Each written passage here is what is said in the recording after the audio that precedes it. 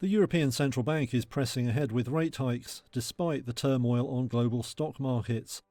Inflation is projected to remain too high for too long. On Thursday, it raised its benchmark rate by another 0.5 percentage point to 3%. Only a few days ago, that had been seen as all but certain, but doubts had crept in after the rout in global bank stocks, sparked by the collapse of Silicon Valley Bank and worries over the survival of Credit Suisse. ECB Chief Christine Lagarde said stubbornly high inflation meant the bank had to press on with hikes. But she said policymakers were ready to respond if the situation changed.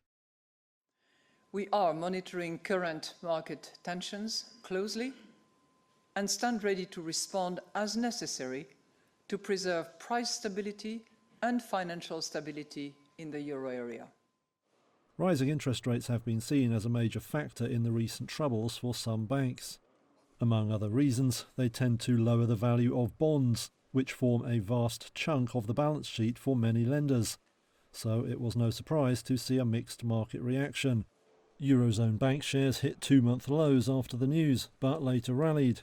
Credit Suisse shares also seesawed, but remained up around 17% following the morning's news that it had secured a $54 billion lifeline from the Swiss Central Bank.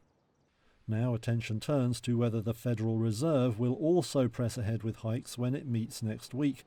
After the ECB move on Thursday, markets were pricing in another quarter-point increase in the US.